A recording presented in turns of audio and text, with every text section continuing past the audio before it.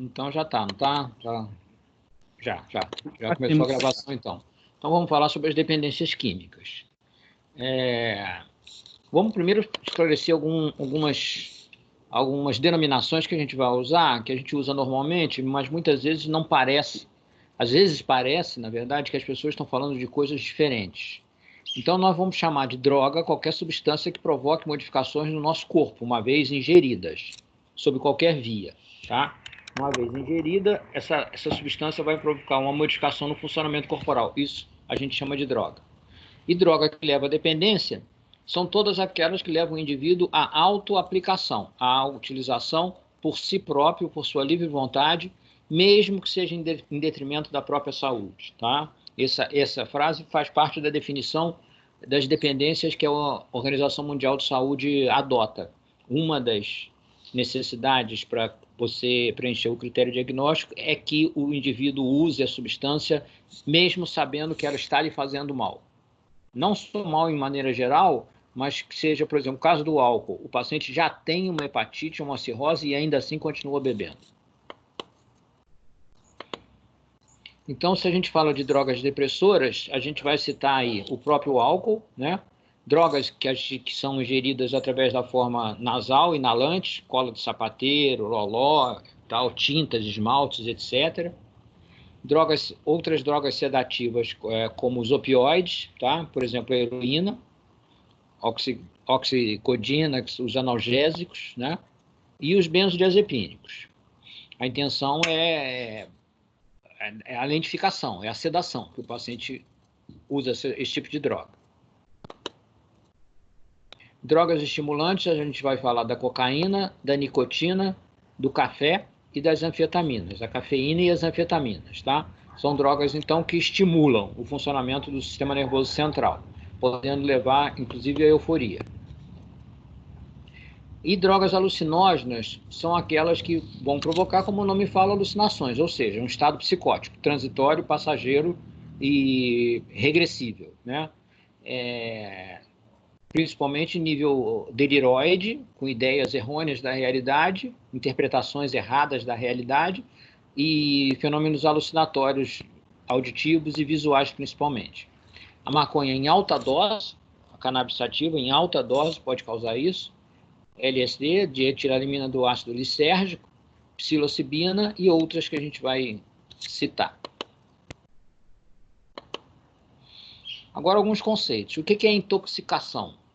Então, o sujeito, após a ingestão de uma droga, pode ser até uma droga de uso corriqueiro, normal, uma medicação, por exemplo, que use em erro, que seja dado por excesso, esse indivíduo tem alterações que não aconteceriam na dose normal.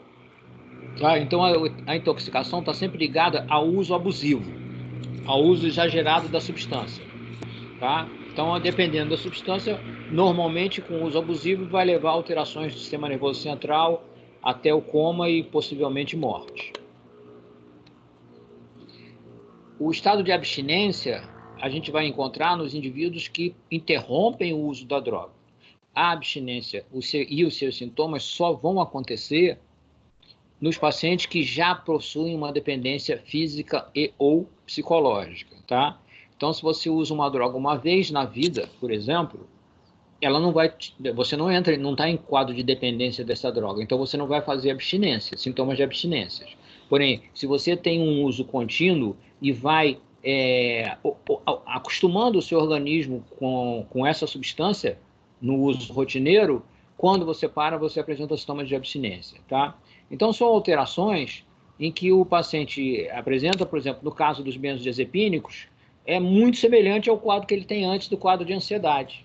Então, quando o indivíduo interrompe subitamente o uso de benzodiazepínico, ele pode ter os sintomas da ansiedade novamente, todos aqueles que a gente descreveu, taquicardia, respiração acelerada, sudorese, angústia e etc. Até quadros convulsivos, tá? Porque a gente sabe que os benzodiazepínicos são anticonvulsivantes. Então, podem até acontecer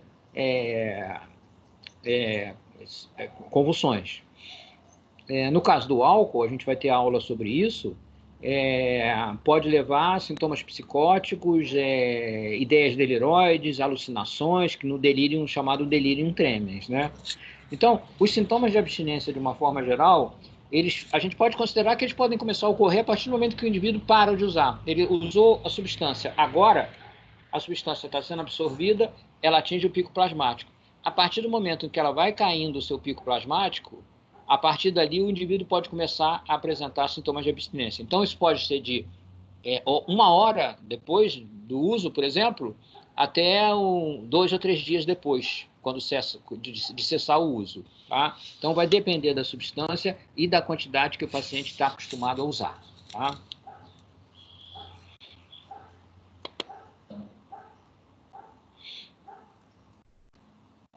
Geralmente, quando a gente fala de abstinência, a gente tende a encontrar sintomas opostos ao que a droga em si causa. Tá? Isso não é uma regra de 100%, mas normalmente a gente encontra os pacientes apresentando sintomatologia oposta ao que a substância a qual ele está dependente costuma causar, tá? No uso rotineiro.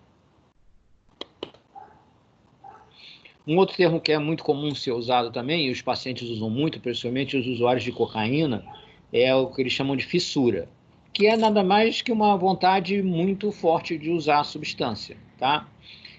No caso específico da cocaína, por exemplo, dentre as dependências mais comuns que a gente tem no Brasil, o álcool, né? Maconha, cocaína, principalmente, benzodiazepínicos e analgésicos. Esses são os principais.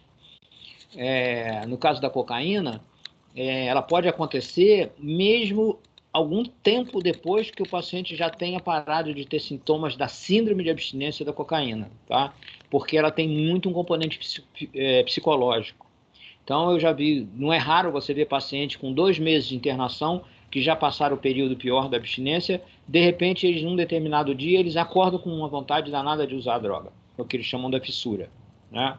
O que é diferente do álcool.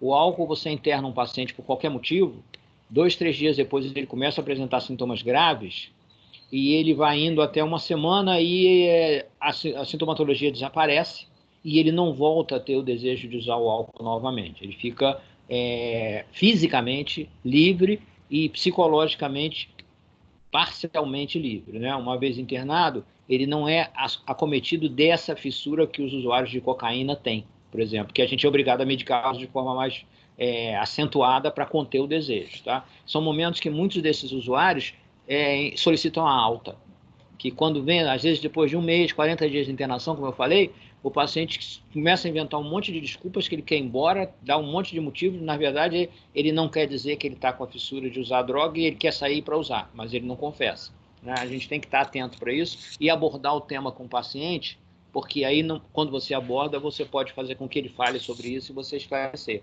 Porque você usa uma medicação sedativa, na hora você controla isso e o paciente resiste, tá?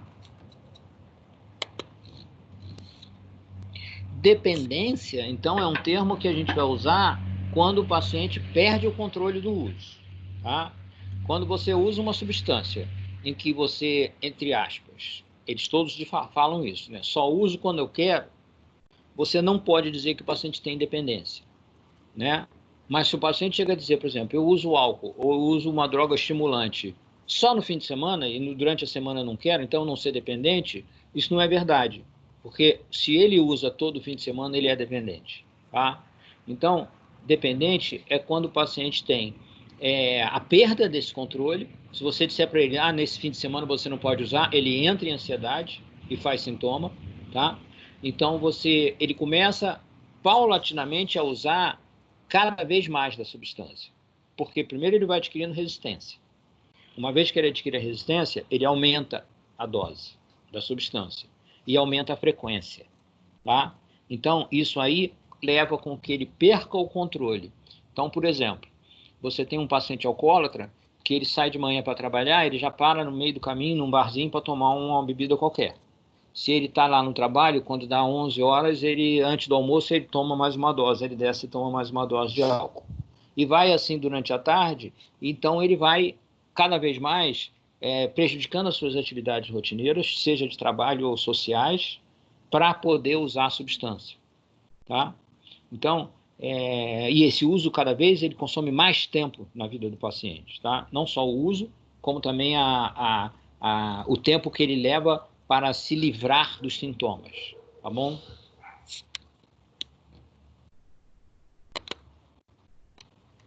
Tolerância, então, vocês têm ideia do que é isso também, é aquilo que eu falei, é quando o paciente precisa de uma quantidade cada vez maior da substância que ele está usando. O organismo vai adquirindo uma resistência, uma capacidade de metabolização mais acelerada, mais rápida, então ele precisa ingerir cada vez uma dose maior da substância para chegar no nível que ele quer de efeito cerebral, de efeito de comportamento, tá? Então, isso é muito comum com a bebida, a gente conhece, e é comum com qualquer outra substância, talvez menos com os alucinógenos. Esses não dão resistência e a dose normalmente que é usada é sempre a mesma, né? Então a tolerância é um fenômeno que acaba sendo um dos determinantes da dependência, porque a pessoa cada vez tem que usar uma dose maior, então ela cada vez vai se tornar mais dependente ainda, tá? Então, se a gente observa assim no uso da população, aqui uma classificaçãozinha do uso de cada tipo de substância mais comum, a gente vai ver que, claro, o álcool é o principal deles, ó. Aqui é uma estatística muito ilustrativa, tá, gente? Porque isso vai depender do modelo de trabalho que o pesquisador faz. Se você faz uma pergunta se a população que você está pesquisando usou na vida álcool uma vez, talvez você encontre 99%, tá? Se você for num país muçulmano, talvez você encontre uma dose, um percentual muito, muito mais baixo, porque a religião deles não permite o uso do álcool, tá? Mas aqui, vamos dizer que seja uma média, em que você não vai perguntar se usou uma vez, mas pergunta se usou com mais de 5 vezes ou mais de 10 vezes durante a vida. Você pode fazer uma pesquisa e isso é explicitado no corpo da metodologia do trabalho, tá? Então, para comparar com os outros, né, aqui a proporção está mantida num modelo comparativo, você tem álcool como imensa maioria, 50%. Por quê? Porque é uma droga legal, né? Você compra, menor não, mas a gente sabe como é que funciona, mas qualquer pessoa maior de 18 anos pode entrar em qualquer lugar que venda, supermercado, bar, etc., e comprar uma bebida alcoólica, tá? Então, ela é de uso mais largo, por ser legal e por ser, em muitos casos, muito barata. Então, você tem substâncias alcoólicas caríssimas, garrafas de uísque de mais de R$1.000, de cachaça de mais de R$500, mas tem também garrafas de cachaça de R$5, R$6, tá?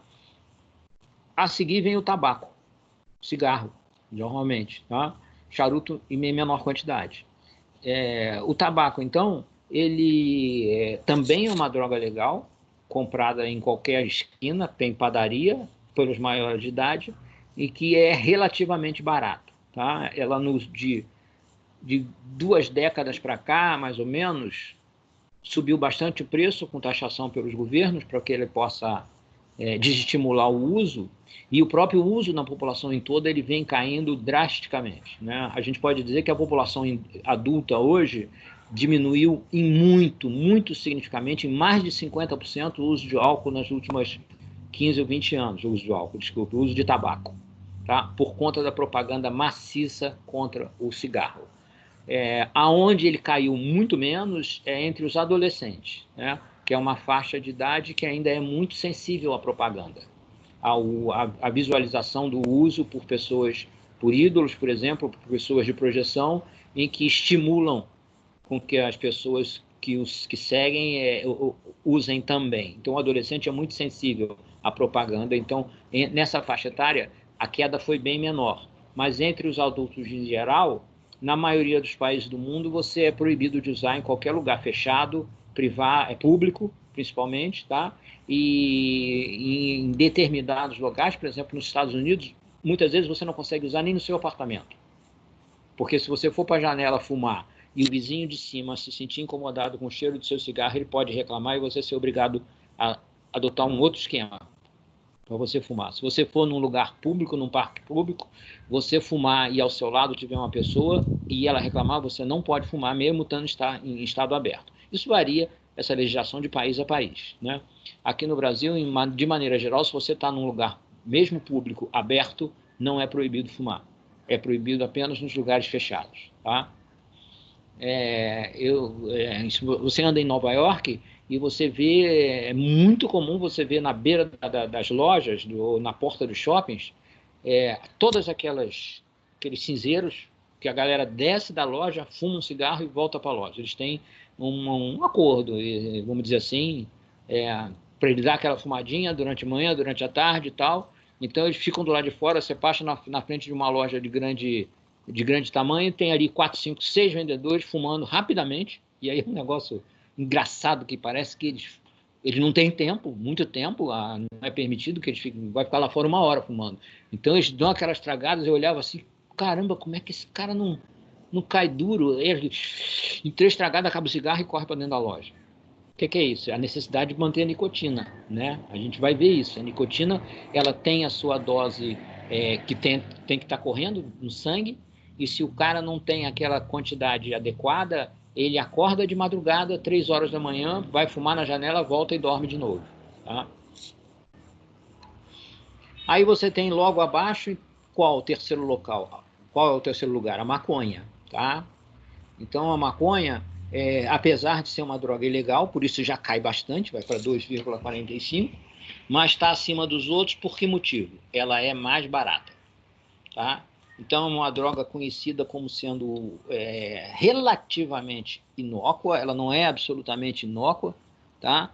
Ela vai depender do usuário, ela pode ser bastante maléfica também, mas no usuário leve, ela é uma droga de efeitos gerais mais leves também, e também barata. Então dá para você, ela se coloca no terceiro lugar, tá? Aí vem os alucinógenos de maneira geral, a maioria deles ou de elaboração química, tá? Farmacológica em laboratório, ou os que são colhidos na natureza, principalmente em plantas ou cogumelos, tá? Depois a cocaína e os opioides de forma geral. No nosso meio, no Brasil, eles têm um uso que é esse aqui, tá? Que é o menor de todos, tá? Nos Estados Unidos, hoje, eles já falam que há uma epidemia entre os opioides, tá? Entre os narcóticos e analgésicos, tá? Porque eles são muito, muito utilizados. Aqui no nosso meio, eles são bem menos. A utilização é bem menor. Aqui é um dado que a gente colhe no SUS, é um dado colhido em 2008, esse é o próximo slide, já tem bastante tempo, mas essa estatística, essa correlação não muda. Eu estou há 40 anos trabalhando em psiquiatria, mas certamente de 25 ou 20 anos para cá, isso aqui não muda. O que não muda? Ó, você tem aqui, ó, morbidade hospitalar, por local de internação, no caso aqui o Rio de Janeiro, tá? Então você tem transtornos mentais e comportamentais, um valor aqui, tá? 1.900. Você tem por uso de substância psicoativa a metade, e a outra metade é o álcool. Então você tem, dentre o total, você tem a metade causado pelo álcool e a outra metade por todas as outras substâncias juntas, tá? Então, a gente está vendo aqui a importância e o valor estatístico muito, em função do valor estatístico muito alto causado pelo álcool, tá? Então, ele sozinho responde por metade desses valores aqui, tá? Morbidade hospitalar, no caso, internação. Aquele foi um dado gasto em milhões naquele ano, tá? No mesmo ano, a gente tem aqui os valores, o número de internação, tá vendo? 1.800 praticamente de internação, 900 e 880, 878, tá? Álcool, 909, outras substâncias, outros 78. Então, se você parar num pronto-socorro geral, por exemplo, e ficar lá num plantão, você vai ver, se for fim de semana, sábado, vai ser maior essa estatística do álcool, tá? Mas, a média geral, você vai ver que metade das pessoas que dá entrada no ponto-socorro tem uma ligação com o uso de substância alcoólica, seja porque essa pessoa ingeriu ou porque ela sofreu alguma injúria causada por alguém que estava em uso da substância, tá? Então você pode não beber, você pode ser abstêmio, mas você pode ser atropelado por um cara que subiu a calçada porque estava dirigindo bêbado. Tá? Então, metade das ocorrências nas emergências que a gente tem nas grandes cidades são causadas pelo uso do álcool. Então, vocês já estão vendo aqui nesse slide? Tá ok, gente? Tá todo mundo aí? 43 na sala, todo mundo está escutando direitinho, tá? Estão online. Sim, tudo certo. Então, vocês já estão vendo aqui que o principal sistema envolvido na ação dessas substâncias é o sistema dopaminérgico, tá? Então, esse sistema da dopamina é o que vai estar principalmente envolvido na atuação, no modelo de ação dessas substâncias, tá? Esse sistema ele está envolvido na sensação de prazer que a substância causa, tá? Então, a gente tem o circuito das emoções, o sistema límbico e o circuito do prazer. A gente vai ver um slidezinho aqui agora, e é nesse circuito que essas drogas vão usar, estimulando o circuito do prazer, tá? E, então, gerando a necessidade e a vontade de que ele seja usado novamente, tá? Quem está usando, quem tá envolvido aí, então, é a dopamina. Olha aqui, tá vendo? Circuito da recompensa. Então, você tem vias que vêm bem a nível central cerebral profundo e vão até córtex, tá? Então, você está envolvido aqui o circuito da recompensa, que é a área cerebral que a gente percebe nas ressonâncias de estimulação, que ela mostra maior atividade. Quando uma pessoa sente aquele prazer da recompensa. Você tira uma boa nota numa prova, você é aprovado num teste de emprego, ou você recebe uma boa notícia valorizando, você fica orgulhoso, você se sente recompensado, é essa área aí que ela mostra ganho de atividade. E é exatamente nela que essas drogas vão agir. Tá? Então, por isso é que elas podem levar na pessoa o uso abusivo. Então, se a gente vai falar agora especificamente, nós vamos pular a fase do álcool aqui, porque a próxima aula vai ser exatamente sobre alcoolismo. Tá? A gente vai dedicar uma aula só para ele.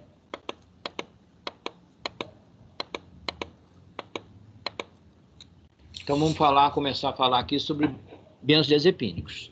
São substâncias lícitas que a gente receita enquanto médicos muitas vezes de forma inadequada e abusiva, principalmente no sentido de não alertar o paciente para o quadro da dependência. Tá? Não estou dizendo que toda prescrição, óbvio, seja inadequada. Mas se vocês perguntarem para qualquer pessoa que vocês encontrem que está tomando um benzodiazepínico, vocês façam, por curiosidade, o que o médico se falou para você, quanto tempo você pode usar essa droga e quais os efeitos que ela vai ter, além de sedativa, calmante, de controlar a ansiedade, por exemplo, a que outros comportamentos ele pode levar para você. Invariavelmente as pessoas vão dizer, não falou nada. Não falou nada, tá? Então, esse tipo de substância, dependendo do trabalho, os autores não são absolutamente convergentes nisso, mas tem trabalhos que os autores dizem que 15 a 20 dias de uso diário já levam a uma dependência. Outros já falam de 3 meses, por exemplo. Tá? Então, você, quando receitar esse tipo de substância, a gente sempre deveria falar com os pacientes, olha, eu estou tratando o quê? A sua ansiedade. Mas a gente já viu na aula do transtorno da ansiedade, o que causa a ansiedade, né? Então, quando eu dou o benzodiazepínico, eu trato o sintoma, eu não trato a causa. Então, eu sempre falo com meus pacientes, imagine que você tem uma pedra no seu sapato e o seu dedão está doendo. Então, aí você me pede o quê? Um remédio para dor? Eu vou dizer para você, eu posso até te dar um remédio para dor, seu dedão não vai doer, mas e aí? Vai ficar com a pedra lá a vida inteira? A ferida vai aumentar e uma hora esse remédio não vai fazer mais efeito, você vai ter que tomar uma dose cada vez maior, e vai me pedir remédios mais fortes. Então, você tem que tirar essa pedra do sapato. Claro que isso, no caso das neuroses, por exemplo, pode levar algum tempo.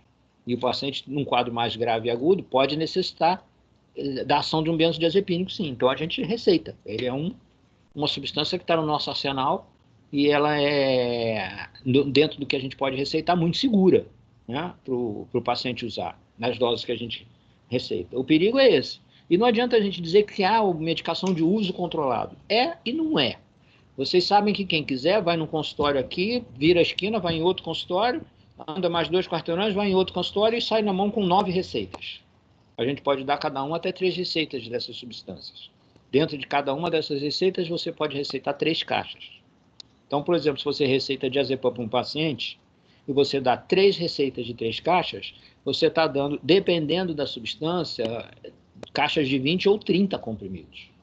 Tá? Então, cada receita, o paciente pode levar 90 comprimidos. Então, imagine que ele tem acesso, sim, porque não há o controle imediato. Se você tivesse um controle, um sistema unificado, que dissesse assim, o paciente entrou numa farmácia e comprou 3 caixas de um benzodiazepínico, imediatamente isso entra num banco de dados. Se ele entrar na farmácia ao lado, a farmácia dizer, o senhor acabou de comprar, o senhor não pode mais comprar. Isso seria o ideal, mas isso não existe. Isso vai ficar contabilizado na farmácia, o farmacêutico vai anotar isso depois vai para a vigilância, e aí a vigilância não vai exercer nenhuma tarefa controlando o uso abusivo. Tá? Quem assumiu o papel de controlar o uso abusivo pelos pacientes é o balconista da farmácia, e muitas vezes de forma inadequada. Aliás, na maioria das vezes de forma inadequada. Por medo desse uso abusivo e das tentativas de suicídio, as farmácias, os farmacêuticos e os seus balconistas resolveram controlar o número de venda. Então, é muito difícil que a gente... Eu tenho um paciente, por exemplo, que se ele toma 2 comprimidos de clonazepam por dia e ele vai levar 30 dias para voltar na minha consulta, eu tenho que dar ele quanto? 60 comprimidos no mês. Então, se eu faço 3 caixas nele, de 20 comprimidos cada uma numa receita, invariavelmente eles vão à farmácia e o balconista não vende 3 caixas. Tá? Não vende. Ele quer vender 1 ou 2. E o paciente argumenta, mas eu só volto daqui a um mês. Então, imagina quando você está no SUS, que as consultas são de 3 em 3 ou de 4 em 4 meses. Então, muitas vezes eu sou obrigado a botar na receita que o paciente está tomando 2, 3 comprimidos por dia, quando ele, na verdade, ele toma 1. Porque senão, um paciente que eu confie, que eu posso dar 3, 4, 5 caixas na mão dele, ele vai chegar lá, o balconista vai fazer a conta e vai dizer, não, para que você quer 90 comprimidos? Não, só vou lhe vender 1 caixa ou 2. E aí ele fica com a receita de 3 caixas, muitas vezes há essa malandragem, não estou dizendo que todas as farmácias sejam desonestas, mas muitas são. Então você chega com uma receita de 3 caixas no balcão, ele te vende 1 ou 2, o que acontece com essa medicação? Ele tem ali dentro um salvo-conduto de uma receita em que 1 caixa não foi vendida. Quando a fiscalização chega, muitas vezes o fiscal conta. Se eu tenho aqui tantas receitas que venderam tantas caixas, e ele confere com o número de caixas que saíram do estoque. Tá? Então, o balconista e o farmacêutico passam, a partir daquele momento, ter 1 caixa para ele vender para quem não tem receita. Tá? E aí o mercado negro funciona. Tá? Que os pacientes invariavelmente me dizem, você está abusando da medicação, você já levou receita há 20 dias, eu não vou te dar de novo porque eu te dei receita para 30. Ah, doutor, o senhor não dá, mas você sabe que eu consigo na hora que eu quiser, né? É isso que eles dizem. E eles conseguem, por conta dessa coisa. Então, o que eu falo com os pacientes? Tudo bem, você deu uma 3. E pode acontecer dele não ter na farmácia. Olha, não tenho 3 caixas, só tenho 2. Quer levar? Você leva as 2 caixas. Ele tem que carimbar atrás. Foram vendidas 2 caixas. E aquela receita, a partir daquele momento, ela está anulada. Quando o fiscal chegar, ele já não vai contar ali como 3, ele vai contar ali como tendo sido vendido 2. E aí a contabilidade sai correta, entendeu? Então eu peço aos pacientes para fazer isso. Se só venderem uma, você pede para carimbar atrás disso. Se o farmacêutico não quiser carimbar, é porque ele está vendendo remédio para outras pessoas sem receita, tá? Só para a gente ficar atento aí quando vocês tiverem seu carimbinho na mão aí. Falta pouco, 2 anos, né? Então, o benzodiazepínico, como é que ele vai agir? Ele tem um receptor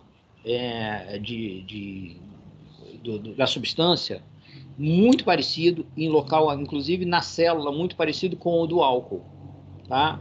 Então, o benzodiazepínico, o que ele vai acontecer? Ele vai chegar nesse receptor dos neurônios GABA, do ácido gama-aminobutírico, ele se liga e estimula, tá? E inibe, aliás, com o receptor. Então, ele faz com que a medicação, o benzodiazepínico e o álcool, eles se sumam no organismo do paciente. Então, quando você tem um paciente, aquela história que eu já falei para vocês, se você tem um paciente alcoolizado e você aplica um benzodiazepínico nesse paciente, você está dando mais uma substância sedativa em cima que você pode provocar, induzir o coma nesse paciente, tá? Então, você não deve usar num paciente que está alcoolizado, agitado. Você vai usar sempre um antipsicótico, um neuroléptico, tá?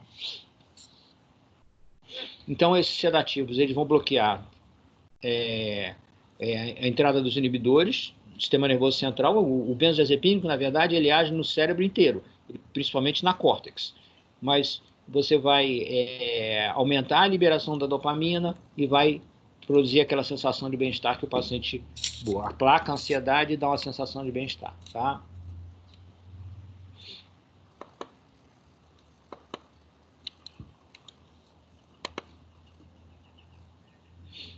Alguma pergunta que vocês queiram fazer sobre benzodiazepínico?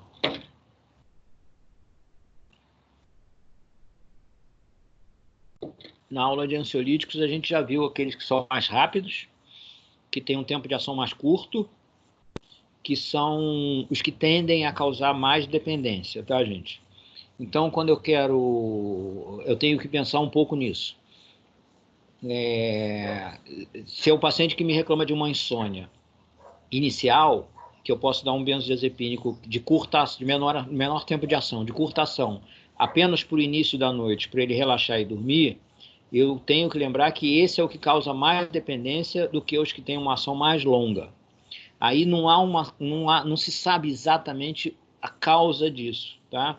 Mas os autores supõem que por ele ter um tempo de ação mais curto, ele tem que ser usado mais vezes, 2 a 3 vezes durante o dia. Então, isso leva a que o paciente se habitue a usar o remédio 3 vezes ao dia. Então, como ele não tem, mesmo quando ele não precisa, ele acaba usando, tá? Porque ele está habituado ao uso. Então, vamos passar para cocaína e anfetaminas agora, tá? Drogas estimulantes, no caso, tá? A cocaína, olha o mecanismo de ação da cocaína. O que está escrito aqui? Impede a recaptação de dopamina na fenda sináptica, tá? Além disso, principalmente da dopamina, mas também age impedindo a recaptação de noradrenalina e serotonina. Vocês já podem pensar na cabeça de vocês aí, qual é a droga que a gente já viu, já teve aula, qual é a classe de substâncias que são os inibidores de recaptação de neurohormônios? Os antidepressivos, né? Então, a cocaína tem o mecanismo de ação igual ao dos antidepressivos, tá? Ela era, inclusive, usada no início do século XX, início dos 1900, como um antidepressivo, até que começou a se descobrir todos os efeitos, a dependência, principalmente, e os efeitos colaterais, e aí ela foi gradativamente sendo proibida, tá? Mas ela era usada como receitada pelos médicos como um tipo de antidepressivo. Então, o usuário de cocaína, ele, dependendo da dose que ele usa, ele vai ter o efeito relativamente euforizante, tá? Ele sente uma ligação maior com o meio ambiente, uma conexão maior, a cognição dele permite que ele faça uma conexão maior com o meio ambiente, e ela também vai provocar efeitos necessariamente que não são desejáveis, e isso aumenta cada vez com uma dose maior, tá? Então, ela leva a taquicardia, aumento dos batimentos, leva a aumento da pressão arterial, tá? Pode levar a arritmias e a quadros de agitação, tá? Então, se você usa uma dose maior do que aquela que é simplesmente para te deixar um pouco mais eufórico, vai levar a esses quadros. E aí, o uso abusivo pode levar a alterações cardíacas graves, inclusive com parada cardíaca por causa de arritmia, tá? Pode levar a quadros psicóticos nos pacientes propensos. Necessariamente você não precisa não é um paciente que tem uma doença psicótica. É muito comum os pacientes relatarem que durante o uso da substância, da cocaína, eles têm sintomas psicóticos do tipo persecutório, a maioria deles. Se sentem observados, se sentem seguidos na rua, têm medo, se trancam. Então, muitos usam para ter a sensação de bem-estar. Ao contrário do que a maioria, muitos usam em isolamento, para não sentir a sensação do medo da perseguição, tá? Então, ela é uma droga que pode levar a sintomas psicóticos em pessoas que não têm quadro psicótico e, consequentemente, ela pode abrir surto psicótico, tá? Em quem tiver um quadro de propensão. Então, é uma droga que o psicótico que tem o diagnóstico não pode usar, né? Vamos pensar no mecanismo de ação dos antipsicóticos. Vocês acabaram de responder isso. O antipsicótico age o quê? Bloqueando o receptor de dopamina pós-sináptico. Então, se ele bloqueia o receptor, ele é uma droga antidopamina. E quando você usa cocaína, você é uma droga que inibe a recaptação de dopamina. Tá? Então, você tem ações opostas. Então, quando um psicótico usa cocaína, ele vai agudizar o quadro psicótico dele. Tá? A cocaína vai induzir no esquizofrênico, por exemplo, delírios e alucinações. E num bipolar pode induzir o quadro maníaco. Tá? E é comum você ter pacientes maníacos que, pela aceleração, pela euforia, passam a ser mais notívagos, baladeiros e usar droga e álcool. Drogas lícitas e ilícitas, tá? Então, isso vai piorar mais ainda o quadro dele. Então, esse tipo de droga, para o esquizofrênico e para o maníaco, é jogar gasolina no fogo, tá?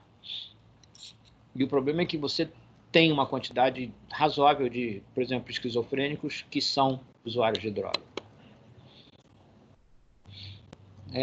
Então, como a gente falou que é mais ou menos o contrário, quando o paciente tem abstinência, o paciente de abstinência a gente vê comumente quando ele é para o uso, e você consegue observar isso diariamente na internação, ele tem um certo desânimo, ele tem um cansaço, uma fadiga mais fácil, ele tem o aumento da ansiedade, tá? Dificuldade de concentração, ele tem insônia, e muitos apresentam muitas queixas dolorosas. Então, é muito comum esses pacientes se queixarem de bastante dores no corpo ou dores de cabeça, cefaleia, e fazerem uso muito abusivo na internação de analgésicos, de pirona, por exemplo, tá? Que no início da abstinência, dos primeiros dias, é mais forte e cede com o tempo. Um efeito da dependência psicológica que esses pacientes têm, usuários de cocaína, é que eles estão tão acostumados, têm o hábito de cheirar o pó, que a gente, quando lida com esses pacientes, a gente dá uma medicação, por exemplo, analgésico como a dipirona, ou um sedativo, como um comprimido qualquer de benzodiazepínico, ou mesmo de antipsicótico, ou a gente dá intramuscular ou dá macerado. O comprimidinho, amassa num copinho, põe um pouquinho d'água, porque eles fazem com frequência pegar o comprimido, amassar e cheirar. Você dá o comprimido na mão dele, ele finge que toma, ele sai, vai para o quarto, ele amassa o comprimido e cheira. É impressionante. Dizem eles que dá um barato. Eu não acredito que dê nenhum, porque você está dando um sedativo. É diferente do efeito da cocaína. Mas eles usam principalmente para ter o efeito psicológico do ato, né, de cheirar. Se a gente fala das anfetaminas... Professor, em casos assim, Oi. vale a pena dar, em casos assim mais na reabilitação, né? Vale a pena dar vitamina E inalatória para eles terem esse ato psicológico de cheirar ou não? Não. Você não deve estimular esse. Você não deve estimular. É muito comum, por exemplo, você estar numa internação de clínica de dependência química, o paciente queixa da cefaleia, você fala e manda o enfermeiro dar uma ampola de dipirona para ele injetar. Quando ele vê que o enfermeiro está chegando com a seringa, ele fala, não quero seringa, eu quero comprimido. Entendeu? Aí recusa a seringa. Porque ele quer cheirar. É muito mais, às vezes não tem nem dor nenhuma. Tá? Então você não pode estimular esse tipo de comportamento dele, não. Você tem que quebrar. Tá? Ele está internado exatamente porque ele tem que ficar num local em que ele não tem acesso. Tá? Porque você não pode exigir... Obrigada. Hein? Não, nada, entendi. Obrigada. Você não pode... porque não adianta a gente querer culpar o paciente por causa disso e brigar com ele. Ele é um dependente. Tá? Então ele está internado exatamente para que ele tenha o acesso à droga proibido pelo fato dele estar na internação. Porque se ele está lá fora, ele vai usar quando chega o sintoma da abstinência. E aí você vai dizer, é a mesma coisa que eu costumo dizer para as famílias, assim, como é que você vai dizer, para de respirar? Alguém consegue parar de respirar? Não tem como, eles não conseguem. Num determinado nível para frente, você vai ter que pegar eles e prendê-los, sim, numa internação, para que eles não tenham acesso à droga. E tentam de tudo, tá? Tentam de tudo, comprar o pessoal da enfermagem, tentam comprar o pessoal da faxina para que tragam droga, eles fazem com que os familiares levem droga para lá dentro. Então você fica numa internação quase de dependência química, no caso, quase com um modelo meio de penitenciária. Tá? A hora de visita, a enfermagem tem que... Visita, geralmente, a gente não permite que seja no quarto, porque você não sabe o que acontece. As visitas são um local aberto, por exemplo, no pátio, a enfermagem vai junto e fica observando, porque não é raro você ver o familiar entregando a droga para o paciente. Ou o paciente, depois da visita, um tempo depois, está apresentando algum nível de intoxicação. Tá? Então, é prática do dia a dia, a gente já conhece, a gente já sabe. O paciente apresenta depois da visita porque foi um visitante que trouxe. Se ele apresenta uma intoxicação em outro dia que não é de visita, tem alguém de dentro da clínica que está levando a droga.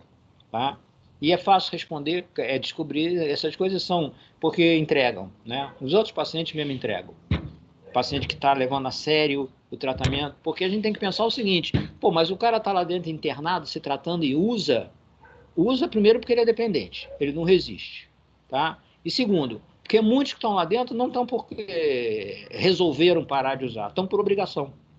Estão porque a família insistiu e obrigou eles a internarem, estão porque algum cônjuge, algum familiar, ou porque o próprio trabalho exigiu que ele fizesse um tratamento sob pena de demissão. Então você tem muitas dessas pessoas que não estão lá dentro por vontade própria, numa decisão pessoal de tentar parar de usar a droga. Então eles não têm compromisso. Não tem compromisso. Então, se eles ficam lá dentro cumprindo aquele tempo para poder satisfazer a exigência de quem quer que seja, e eles não têm compromisso com o tratamento. Então, por isso é difícil você tratar a dependência química. A dependência química, quando você entra nela, é difícil de se sair. Você tem que... É possível, mas é difícil, porque na maioria das vezes a gente recebe pacientes que foi indicado pelo próprio trabalho. Por exemplo, estatais, Correio, Petrobras, e muitos deles que já têm um modelo de tratamento interno. Quando eles percebem um funcionário que está num nível de dependência de qualquer substância, ele já tem um modelo de tratamento, seus departamentos médicos. Já tem um serviço social, já tem uma terapia, já tem um modelo planejado em que eles colocam os pacientes. Eles só mandam para nós, para o lado externo da empresa, quando o deles não dá certo. Então, já são pacientes que já são difíceis, que já não deram paciente certo num tratamento que já foi tentado. Né? Então, ele está lá por quê? Se eu não virar aqui, eu vou ser demitido. Então, a colaboração desse paciente é muito pequena. A gente tem esses aqui, por exemplo, hoje você tem vários nomes aí, ICE, o Ecstasy, tem vários que são drogas químicas feitas em laboratório a partir de drogas anfetamínicos, tá? Que são a busca do laboratório do crime, do tráfico, é fazer uma droga que tenha efeito, igual ao laboratório farmacêutico. Tá? Eles querem uma droga que dê o efeito desejado pelo menor preço possível, pelo menor custo de produção. Tá? Então, por exemplo, o crack é isso.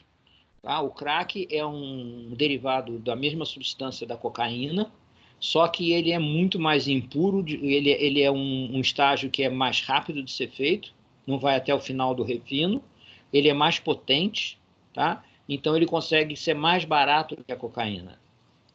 O grande problema do crack é que ele tem uma ação muito curta. Então, o usuário de crack tende a usar, por exemplo, fumar várias pedras durante o dia, porque a ação dele é curta e é intensa, é muito intensa. Então, o cara atinge um nível de efeito no sistema nervoso maior que o da cocaína, por exemplo.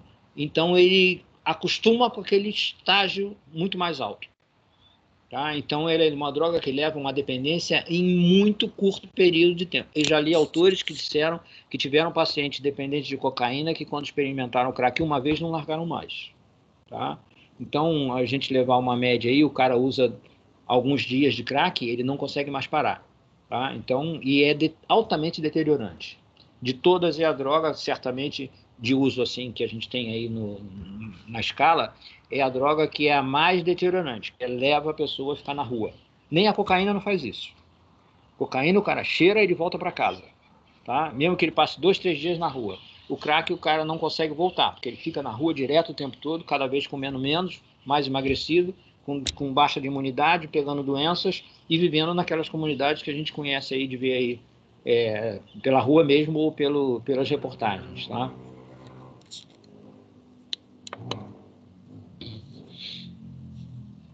Então, maconha, né? A famosa cannabis sativa. O princípio ativo da maconha, da planta, é o THC, é o tetrahidrocanabidiol. Tá?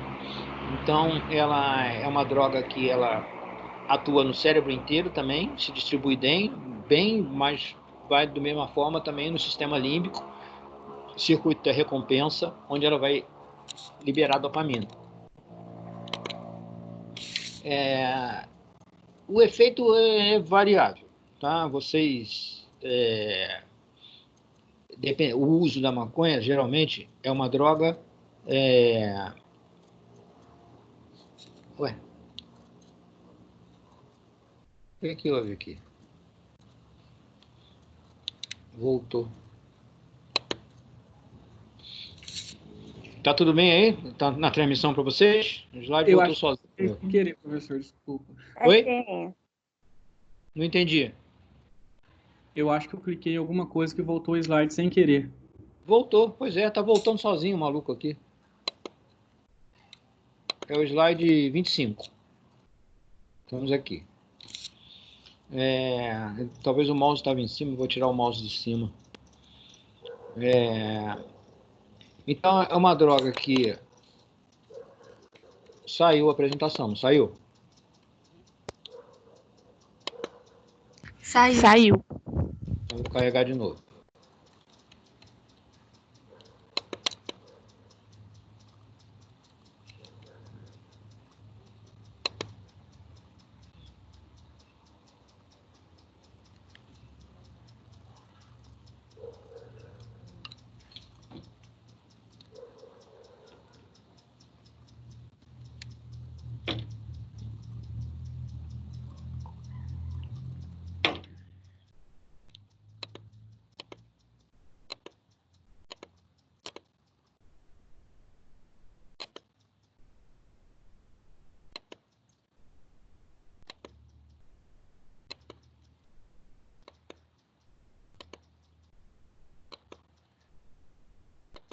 Que saco isso.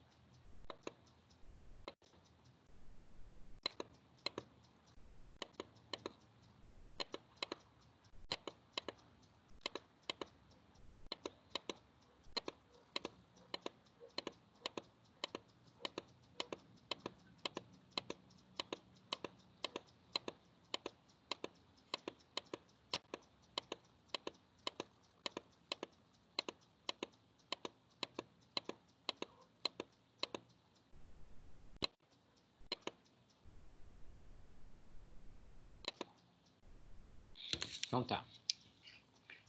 Ok? Tá todo mundo vendo? Professor. Oi.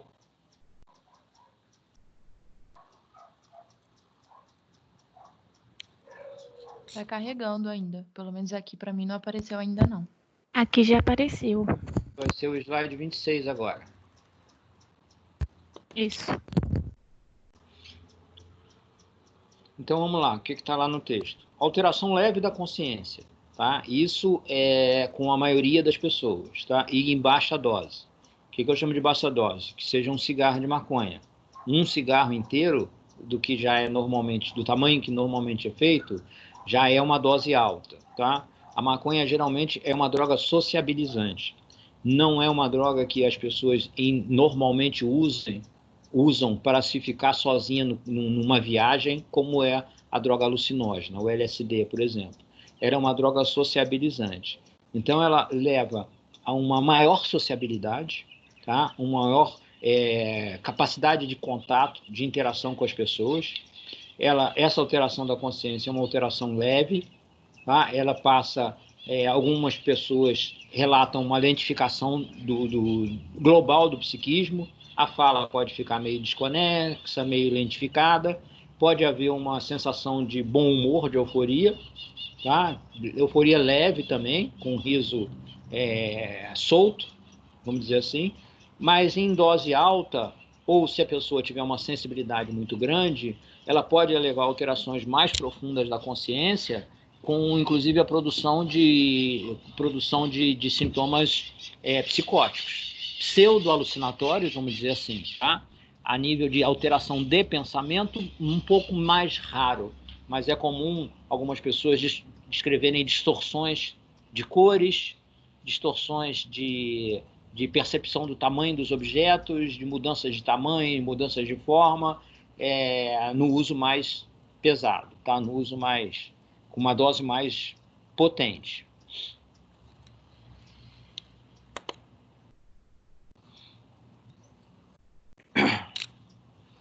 Alguns pacientes, alguns usuários podem reclamar de um estado depressivo, tá? Uma alteração que a gente viu nos sintomas da ansiedade, de despersonalização e desrealização. Vamos lembrar, despersonalização são sensações de alterações no próprio corpo, de forma, tamanho e uso, tá? E função.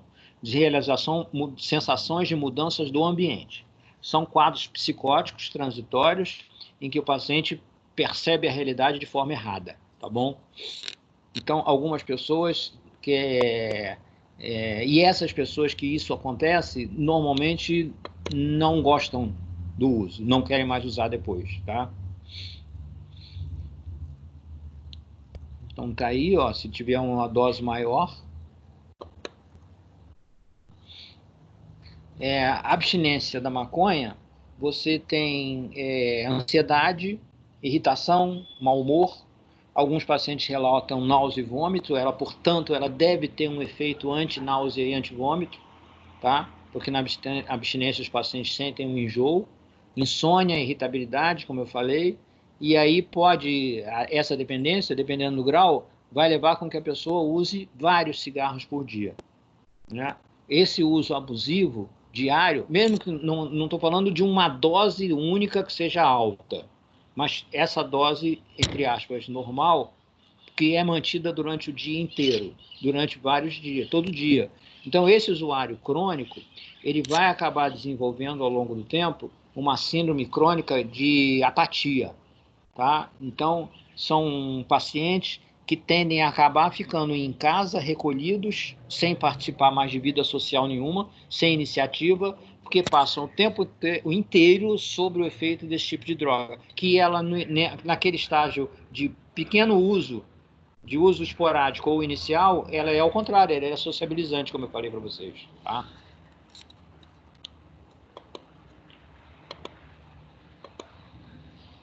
Drogas inalantes, tá? Podem ser anestésicos, como por exemplo o éter. Hoje em dia ele é difícil, mas diminui muito o uso de éter porque ele foi proibido de ser vendido em farmácias. Hoje em dia você só consegue encontrar o éter em hospital, né? Então ele tem que ser desviado de alguma forma, não é mais comprado naturalmente em farmácias. Lança-perfume, uma outra droga ilícita, né? Solventes diversos, thinner, etc. Cola de sapateiro, muito comum, tá? Hoje em dia, para você entrar numa loja de material de construção ou de tinta e comprar aquelas tintas de spray, tem muitas delas que o vendedor exige identidade e registra como se fosse uma medicação de uso controlado, tá? Então, menor não pode comprar normalmente e ele registra o uso disso aí. Então, são drogas que ativam o receptor do GABA, do ácido gama-aminobutírico, e o outro mecanismo de ação, elas vão ao contrário, ser inibidores do receptor do glutamato, tá? Então, eles têm um potencial de ação que é caracteristicamente muito liberador de comportamento, tá? É uma droga que ela é usada em grande quantidade, principalmente por população de rua. Principalmente também dentro da população de rua, pelos menores. Tá? Vocês devem fazer ideia de como deve ser morar na rua, né? O nível de violência em que essas pessoas são submetidas diariamente é enorme. Nenhum de nós aguentaria ficar 2, 3 dias dormindo na rua, porque certamente sofreria uma agressão violenta e você não tem como reagir. Então, esses menores, a estratégia deles de sobrevivência é andarem em bando, que assim eles se defendem, e usarem esse tipo de substância, porque ela é um grande liberador de agressividade. Tá?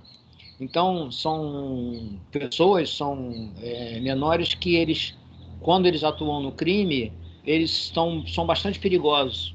Né? Uma coisa é você ser, por exemplo, assaltado por uma pessoa de 30 ou 40 anos de idade, que já tem uma experiência, vamos dizer assim. Ele vai conseguir o que quer de você e vai embora. Um usuário de um tipo de droga como esse, ele, além dele ser inexperiente, muito jovem e assustado, ele está com a agressividade dele liberada. Então, ele consegue o que quer de você e atira. Então, eles se tornam, na maioria das vezes, mais perigosos por causa disso aí. Eles usam por uma questão de sobrevivência na rua e também para efetuar o roubo que eles têm que fazer, ou a atuação criminosa que eles fazem para sobreviver. Se você tem o uso abusivo, a nível de intoxicação, você vai ter uma sedação do sistema nervoso central muito grande, tá? Que pode levar também a coma, tá? Coma e morte. Essas substâncias, interessantemente, não levam não apresentam sintomas de abstinência, tá? Então, são pacientes que, uma vez internados, eles dificilmente apresentam síndrome de dependência, uma síndrome com sintomas em que seja consequência do uso, da interrupção do uso, tá? Então, não descrevem muita sintoma de abstinência, não.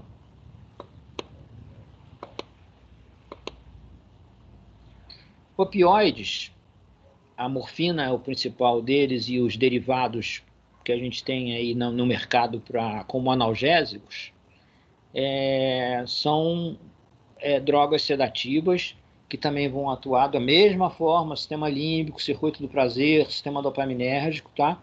E que alguns autores e alguns pacientes descrevem, tem descrição de literatura como sendo uma sensação de prazer enorme, sensação oceânica de prazer. Olha que deve ser isso.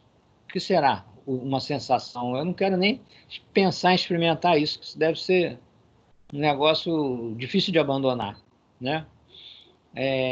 Muitos pacientes são levados a essa dependência involuntariamente, tá?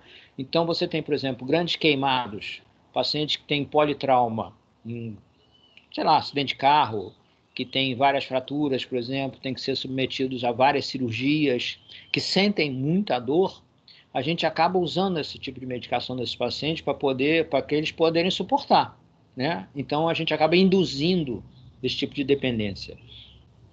E lá fora é comum a gente encontrar. Eu recebo muito paciente aqui no Rio de Janeiro, eu recebo muito paciente principalmente com o uso do tramal. Tá? A heroína no nosso meio é difícil. A heroína é uma droga cara, difícil de conseguir. São Paulo ainda tem alguns usuários. No Rio tem muito pouco usuário de heroína. Mas o tramal é um número grande dentre esse tipo de paciente que chega na clínica. Tá? E eles também, por essa sensação de bem-estar que eles passam a sentir, eles não largam a substância e conseguem no mercado negro. Então, quando eles resolvem se tratar, a primeira coisa que eles falam é que eles precisam usar a droga e ir diminuindo aos poucos. Tá? Eles vêm dar aula para nós. Né? E eu já, na minha experiência, o tramal, por exemplo, é uma substância que o paciente já superou aquela fase, se ele tinha uma doença, ele já superou a fase crítica, né? Ele não tem mais necessidade daquilo, ele está usando agora só pela dependência, e eu costumo interromper drasticamente o uso da substância. Eles entram em muita ansiedade, eu entro com ansiolítico para eles, porque eles acham que vão sentir dores horríveis e mal-estar tremendo, e não sentem. Não sentem.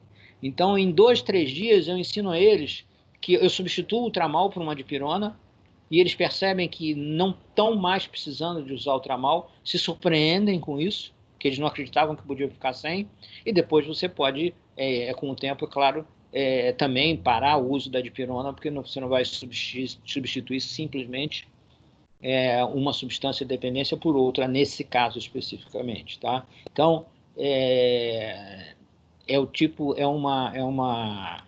o tramal, que é o que a nossa estatística chega mais, é um tratamento físico relativamente fácil. Na verdade, todas essas substâncias têm a dependência física relativamente não muito complicada de se tratar, tá? O problema da dependência é a dependência psicológica. Essa aqui é difícil de ser tratada, tá?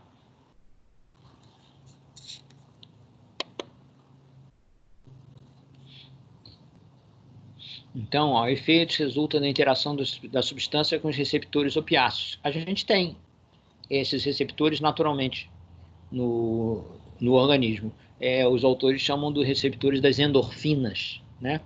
A gente tem a liberação de endorfinas em determinadas situações e também na realização de muitos exercícios. Isso é relatado pelo pessoal que faz exercício físico intenso, que depois do exercício sentem uma sensação de bem-estar.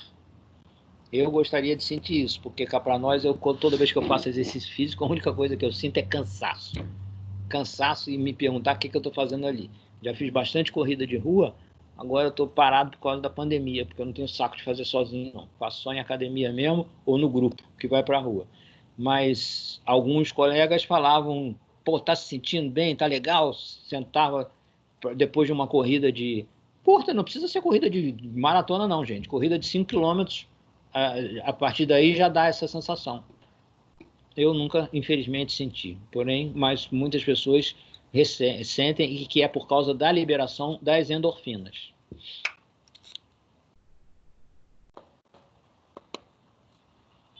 Então, se você tem intoxicação, você vai encontrar rebaixamento da consciência, sonolência, alguns quadros de euforia, tá? Anterior a esse rebaixamento.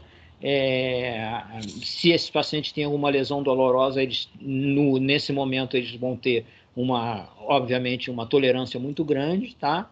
E tudo que é relacionado à intoxicação no caso da lentificação do sistema nervoso central. No quadro de abstinência, então você tem da mesma forma, parecido com a cocaína também, você vai ter taquicardia, arritmias, hipertensão arterial, pupila dilatada, tá? Esse é um sintoma que, por exemplo, nos países que têm grande uso desse tipo de substância, o paciente que chega em alteração do comportamento, a primeira coisa que o plantonista na emergência faz é olhar a pupila do cara. Está dilatada, ele já sabe que o cara usou alguma substância, tá? A gente pode usar esse critério também aqui entre nós, é óbvio. Os alucinógenos, tá? Mescalina, muscarina, são drogas da flora, a psilocibina, o ayahuasca e o LSD, que é uma substância sintética, feita em laboratório, tá? A ayahuasca é aquela droga do santo daime, tá? Essas são drogas em que, por exemplo, elas podem ser usadas individualmente, na maioria das vezes elas são, por exemplo, o LSD, o que não quer dizer que você não possa juntar um grupo de pessoas para usá-lo, tá? Quando eu chamo de um uso individual, é que a viagem que essas drogas fazem, o paciente faz sozinho, mesmo que ele esteja sentado num grupo enorme. O ayahuasca é isso, o santo daime você junta muitas pessoas num ritual religioso, mas, no entanto, quando eles usam a droga, a viagem de cada um é de cada um. A viagem não é em conjunto, tá? Então, você tem sintomas psicóticos, na maioria das vezes. Tem alteração qualitativa da consciência, é uma alteração de quantidade, ela é rebaixada, mas há também alteração qualitativa com a produção de sintomas psicóticos. Ideias deliroides, percepções erradas do ambiente, pseudo-alucinações, né? Vamos só lembrar que quando a gente tem alteração da consciência, a gente não fala delírio verdadeiro nem alucinação verdadeira. A gente vai falar em ideia deliroide pseudo-alucinações, porque para ter o delírio verdadeiro e a alucinação, a consciência tem que estar clara. Se a consciência está alterada, então são esses dois quadros. Então, as alterações de percepções acontecem, tá, de forma muito intensa, e embora no uso ritual eles tenham o controle dessa situação na dose adequada e tal. A intoxicação vai vir os sintomas, vamos dizer, que muitas vezes pode acontecer com um paciente que individualmente usa numa suposta dose adequada, porque tem a famosa bad trip, né? A viagem ruim. Aí você tem situações de agressividade liberada, atos impulsivos, muito sofrimento por paciente por causa dos sintomas psicóticos, muito ameaçado, medo, ele pode reagir de forma agressiva. Então, a viagem ruim inclui esses sintomas que não são o que é esperado pelo paciente, tá? Da mesma forma com os outros, como aqueles estimulantes que a gente falou dos inalantes, ela não leva à dependência, portanto, não leva a sintomas de abstinência.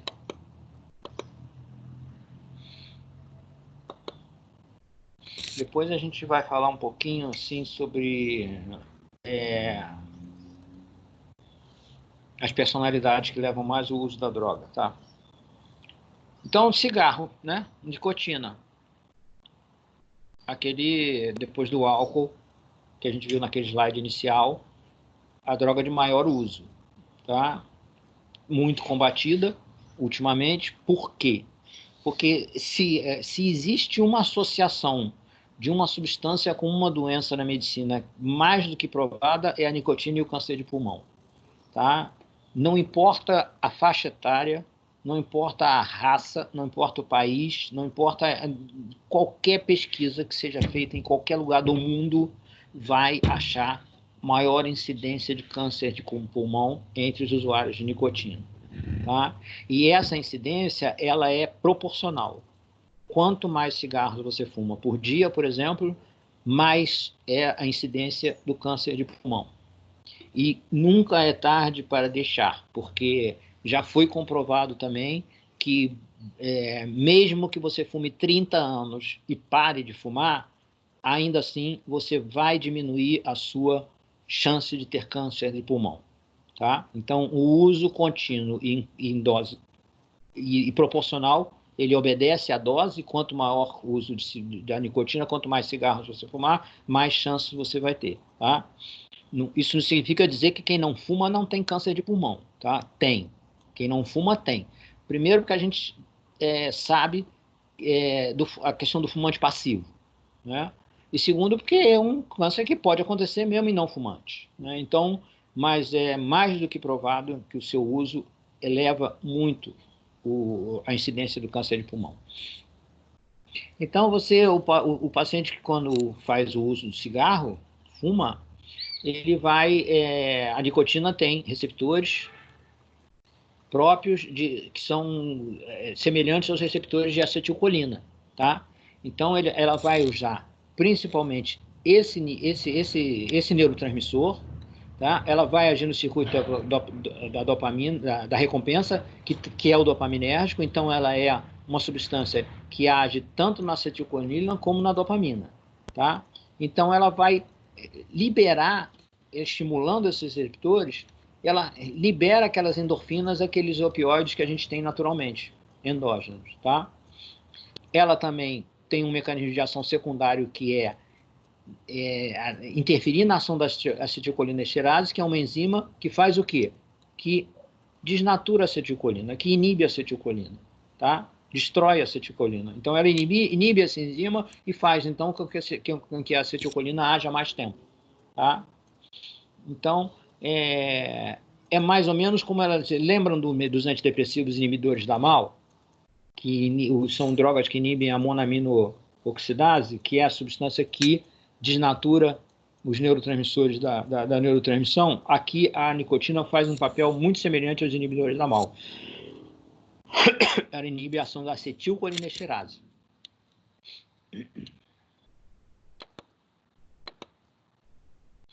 É uma droga que é dita, então, que ela é um estimulante cerebral, estimula as funções cognitivas, Teoricamente, também, ela estimula a função de memória, tá? Leva a relaxamento muscular, um efeito um pouco ansiolítico, aumenta a ligação do paciente com o ambiente, tá? Então, ela tem que ter um nível plasmático circulante adequado no dependente, tá? Então, o paciente precisa fumar um cigarro de tanto em tanto tempo para que o nível de nicotina não caia. Isso inclui à noite. Então, é muito comum o paciente fumante acordar de madrugada, como eu falei, e ele não tem noção de que aquilo é causado pela ausência de nicotina, né? Ele pede a você um remédio hipnótico para poder dormir a noite toda. E quando, na verdade, basta ele ir para a janela fumar. Claro que o ideal não é isso. O ideal é que ele trate a dependência e pare de fumar. Mas se ele for à janela fumar um cigarro e voltar para dormir, janela que eu falo é para não fumar dentro do quarto, né? Óbvio. Mas se ele fumar um cigarro, ele bota a nicotina no sangue e ele volta a dormir sem precisar de uma outra droga, que seria um benzodiazepínico ou um hipnótico. A intoxicação, ela vai levar cefaleia, náusea, vômito, tonturas, tá? Sensações de confusão mental, enjoo, e isso já foi usado como uma das estratégias para induzir a parada do fumo, ou seja, reflexo, tá? Tratamento reflexológico. Durante um período, esse tratamento foi bastante usado, põe o cidadão numa salinha pequena, às vezes até numa caixinha, num cubículo fechado, e mandava ele fumar um maço de cigarro lá dentro. Enchia aquele ambiente de fumaça, o cara saía vomitando. Com isso, criava-se um reflexo condicionado, que cada vez que o cara via um cigarro ou pegava um cigarro para fumar, ele já imediatamente começava a sentir esses sintomas desagradáveis, tá? Porém, para você chegar nesse reflexo condicionado, pode variar de paciente para paciente, pode demorar muito. Então, você está jogando um monte de cancerígeno dentro do cara. Isso aí, hoje em dia, praticamente não é mais usado, tá? Os sintomas de abstinência vão levar a irritabilidade, ansiedade, baixa de concentração. Alguns pacientes relatam sonolência diurna ou insônia noturna, tá? E o aumento do apetite e do peso é muito comum acontecer, tá? Então, se você tem um fumante que já tem um sobrepeso, você tem que ter um alerta para ele sobre isso e tomar um cuidado, porque ele vai tender, pela ansiedade, a comer mais, tá?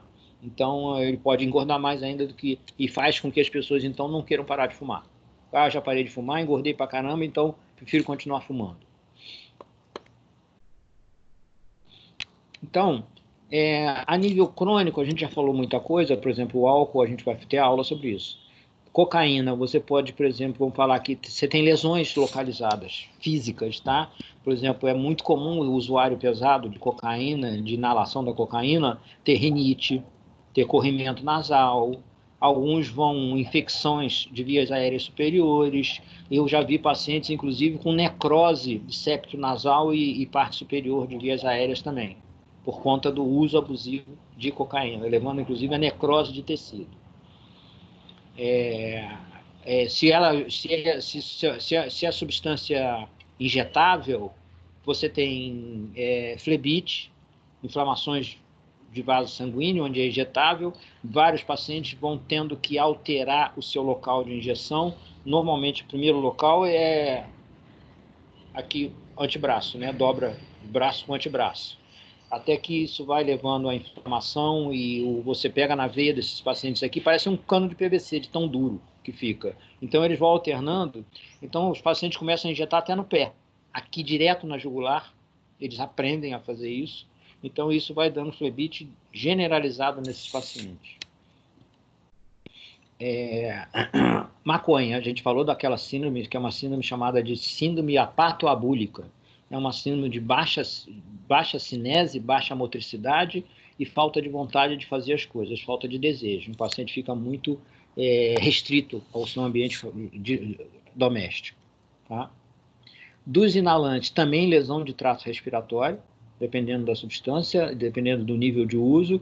Também lesão do trato, desde irritabilidade até lesões mais graves. Tá?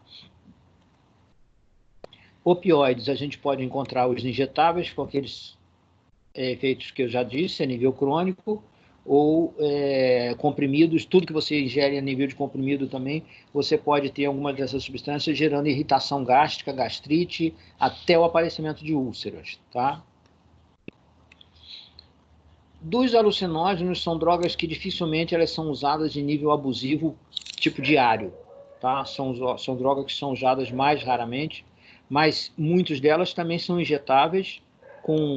Você tem o LSD comprimido, mas você tem drogas injetáveis que podem causar os mesmos sintomas que eu já citei para você. A nível de nicotina, lesão em gengiva, lesão em dentes, ou simplesmente cor amarelada, dedo amarelado, a ponta dos dedos. Em paciente psiquiátrico a gente pega muito. Eles fumam muito, e eles fumam um cigarro que até a brasa chegar no dedo. É impressionante, eles não sentem a dor.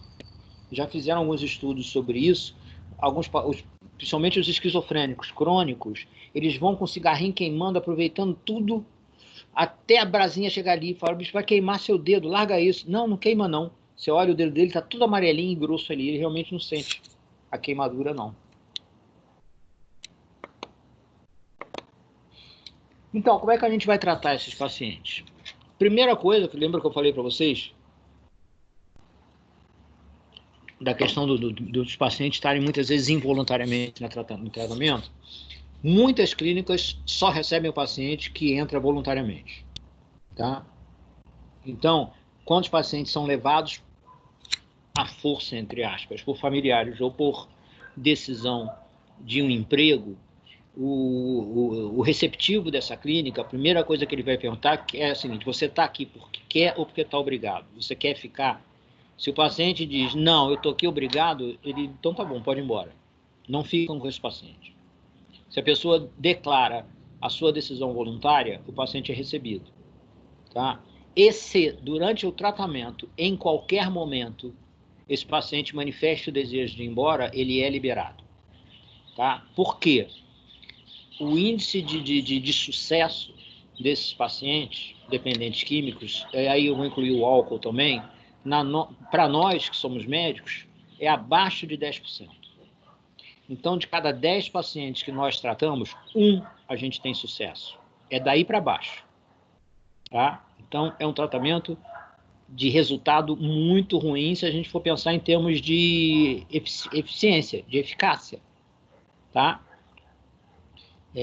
Na verdade, o tratamento deveria ser preventivo. A abordagem das pessoas deveria ser preventiva, para elas não entrarem nessa situação. Né? Então, essa decisão voluntária, ela é uma exigência de muitos setores. Tem outras clínicas, não. Isso é uma discussão ampla, tá, gente? Não adianta a gente dizer que é a favor de uma ou de outra posição. Não. Se não é voluntário, eu não interno o paciente. Porque você tem situações, por exemplo, de risco de vida, de morte iminente.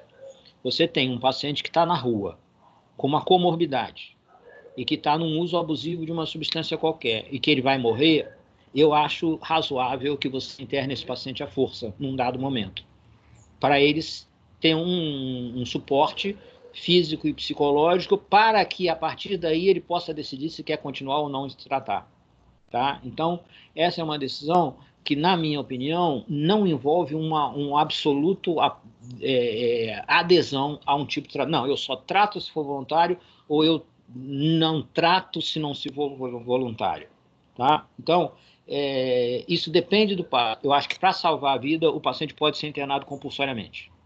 Mas aí a gente já sabe que o paciente que é levado à força pela polícia, por uma ordem judicial, ou por qualquer outro modelo, que se nosso índice é de menos de 10%, esses é 1%. Esses é 1%, se vão à força obrigados. Tá? Então, a gente, às vezes, pega esse paciente e tenta conquistá-lo.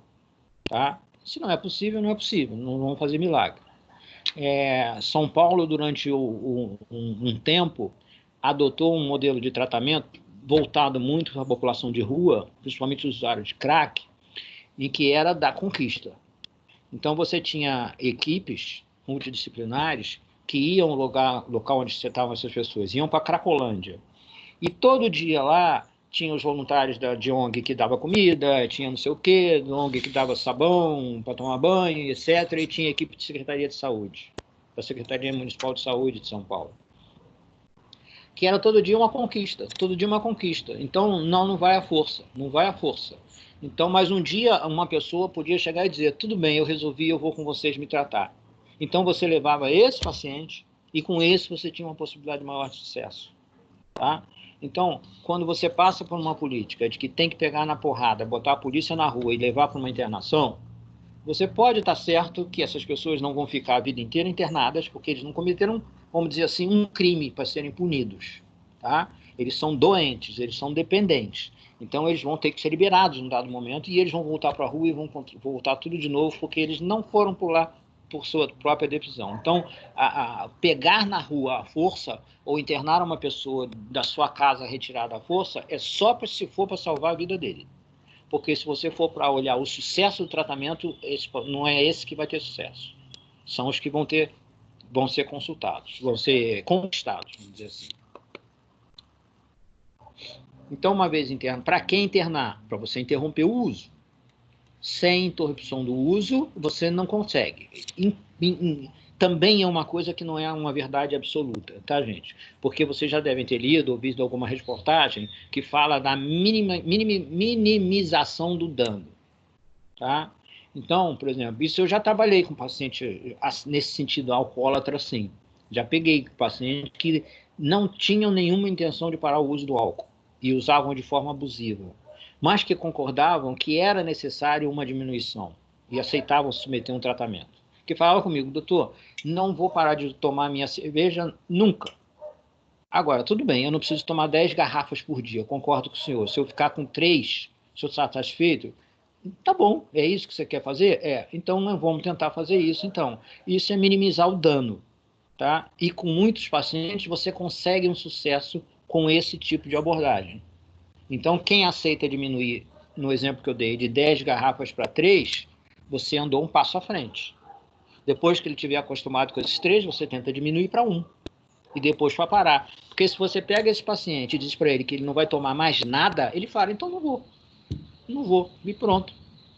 O paciente fala, mas eu sei que eu estou com hepatite, eu sei que eu vou morrer. Eu prefiro morrer. Já estou muito velho, quero morrer e não faz mal não, vou continuar usando porque o prazer que me dá é bom.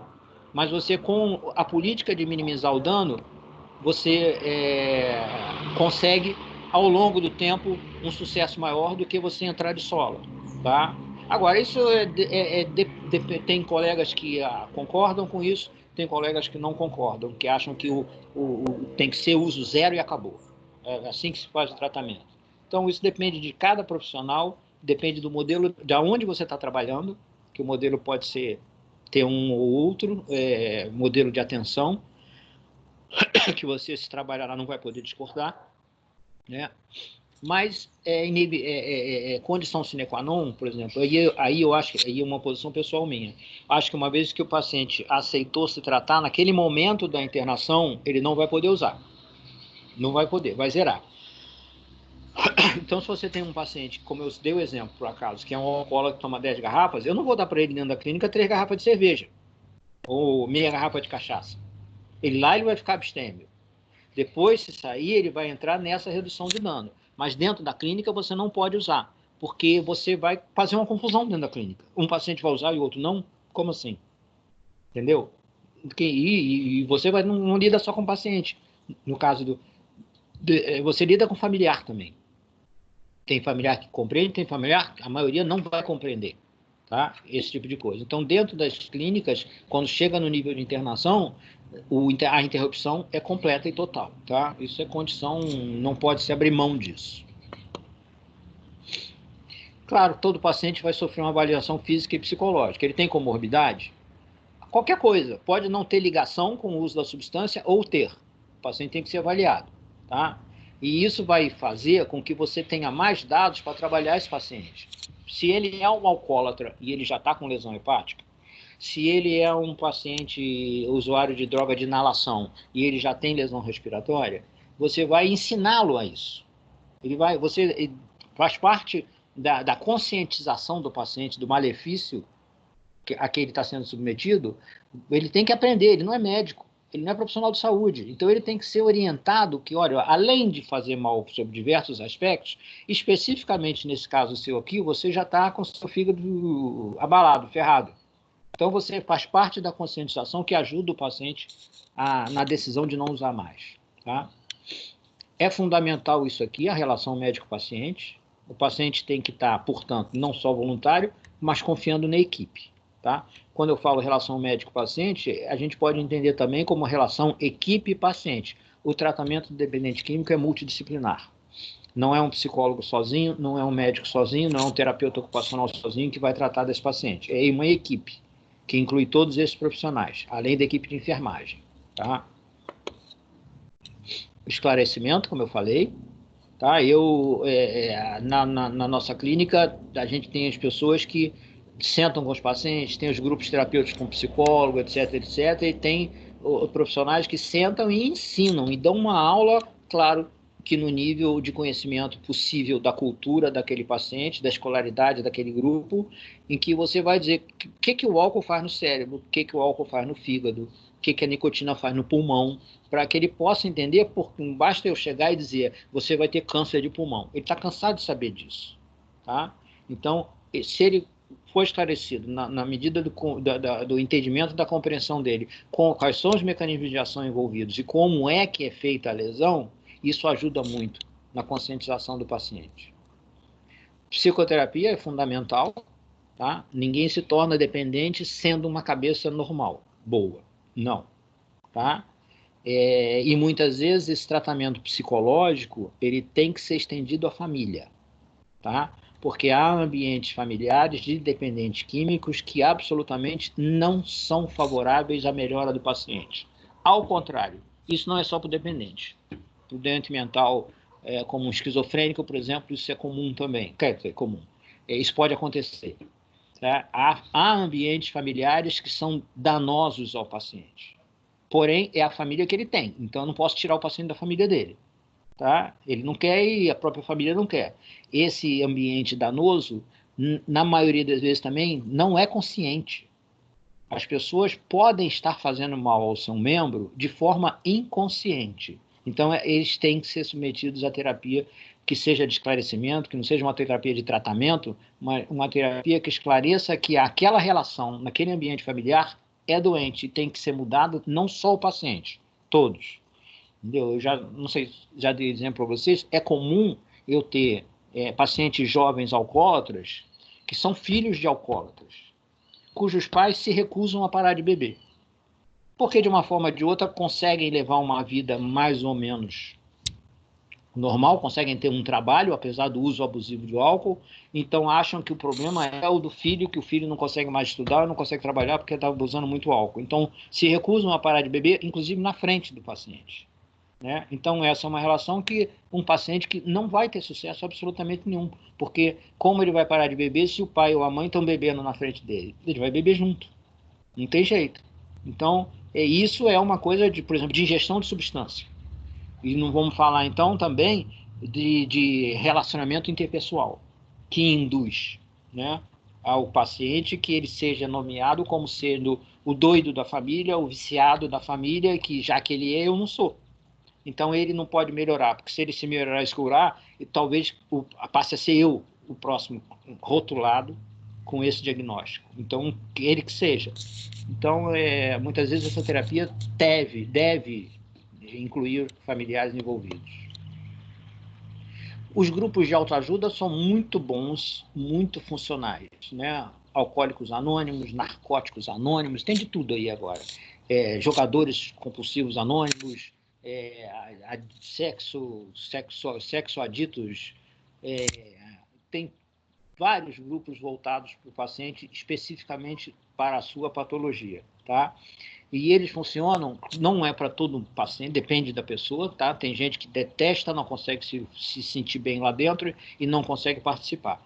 Mas eles funcionam muito na questão disso que eles chamam que é o esclarecimento e a autoajuda. O clássico é os 12 passos do AA, né? Os 12 passos, inclusive, que são seguidos pela medicina, tá?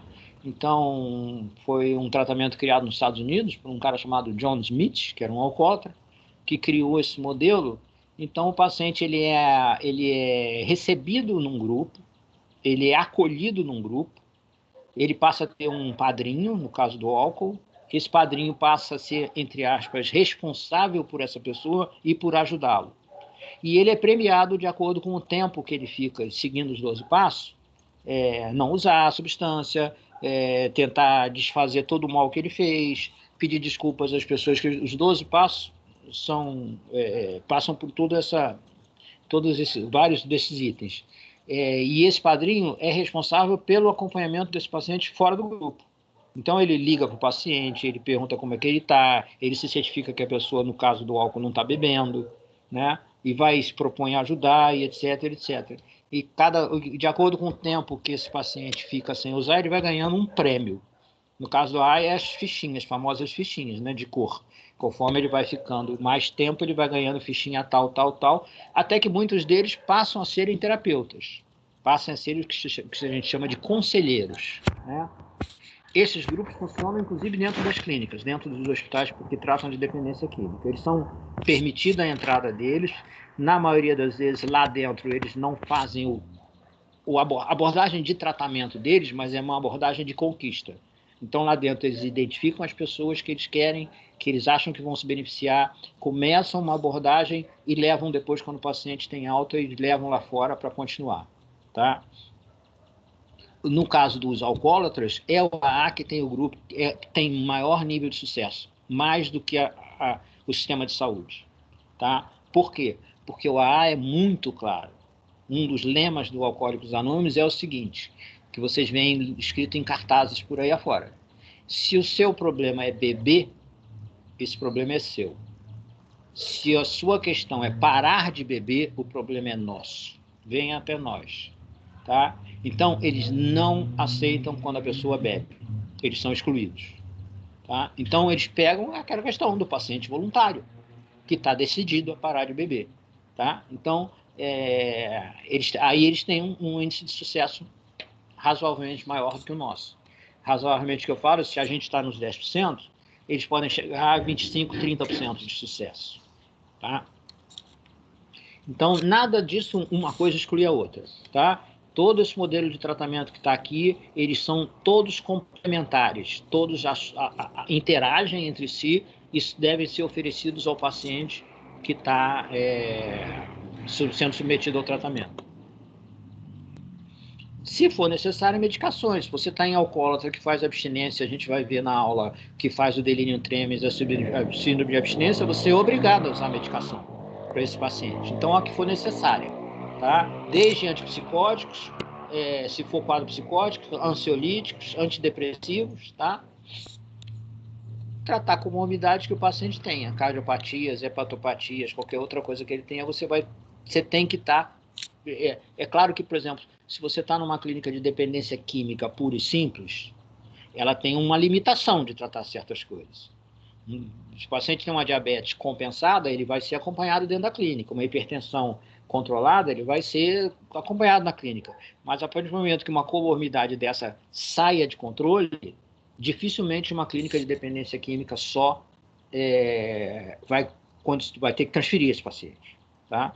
O que eu chamo de só? Porque você tem clínicas de dependência, enfermarias de dependência que podem funcionar dentro do hospital geral, por exemplo. Tá? Psiquiatria dentro do hospital geral e alas de dependência química dentro do hospital geral. Aí você não precisa transferir ninguém. Os colegas das outras clínicas do hospital podem acompanhar esse paciente. Tá? Mas se for uma clínica de dependência química, pura e simples, psiquiátrica, ela vai ter limites para tratar essas comorbidades. Tá? Embora todas, por lei, são obrigadas a ter um médico clínico geral lá dentro. Esse aí, então, é uma fotinha do cacto peyote, que dá a mescalina. A mescalina vem do nome de uma tribo indígena americana que são chamados mescaleiros. Se eu não me engano, é no Texas que tinha essa... Não sei se ainda existe, mas os mescaleiros, eles eram conhecidos por usarem esse cacto e fazerem a substância alucinógena. E aí a gente vai lembrar o seguinte, toda a população indígena, né, eles usam substâncias alucinógenas. A maioria imensa deles usam, mas eles usam em rituais. Então, eles têm um ritual A, B ou C, que durante aquele dia, durante aquele ritual, eles são permitidos usarem a droga. Saiu daquele ritual, eles não usam mais no dia a dia. Eles são diferentes de nós, né? Que o dependente vai usar isso todo dia. Eles não são dependentes. Eles usam como substâncias que alteram a consciência e permitem, então, que eles tenham ligação maior com, dependendo da crença, com o cosmo, com os deuses, etc, etc. Esse aqui é o da muscarina. Tem vários cogumelos que podem produzir a substância, tá, gente? Eu botei esse aqui que eu achei esse bonitinho. Aí tá. Se vocês procurarem no Google, vocês vão achar isso tudo aí. A galera que tem fazenda em casa já conhece aqueles cogumelozinhos que nascem lá no meio do pasto e tal. Tem uns aí que vocês já sabem quais são. A papoula aqui é uma flor fechada, tá? Onde a gente vai tirar o ópio. Já foi motivo de guerra isso. Um outro cogumelo que produz a psilocibina, um outro alucinógeno. Aqui são as duas plantas do Santo Daime, tá? Vocês, se baixarem o arquivo, dá para ler. São duas plantas que fazem o chá e eles misturam na proporção adequada para dar o barato da pessoa lá. Esse aqui é um antigo professor da psiquiatria, fumando seu charrãozinho, e a planta da cannabis sativa, tá? Hoje em dia é uma planta que é usada com algumas indicações no uso medicinal. Vocês acompanham isso aí no noticiário direto, né? Principalmente pacientes com doenças neurológicas graves, que tenham convulsões, etc. Ela tem um efeito espetacular, tratada laboratorialmente e usada geralmente de forma líquida, para controlar crianças que têm 30 convulsões por dia. Isso leva a cada convulsão a uma hipóxia cerebral. Isso leva a oligofrenia, retardo mental, certo. Você consegue até zerar convulsão, ou ter que a criança tenha uma convulsão por dia, é um negócio espetacular. Então está funcionando e muita gente, aqui no Brasil já está sendo permitido, ainda não está sendo não é permitida ainda a produção. Então o uso de medicações derivadas com o tetraído canabidiol, ele é permitido ser comprado lá de fora, vem para cá e o paciente usa, mas ainda não está sendo permitida a produção aqui dentro.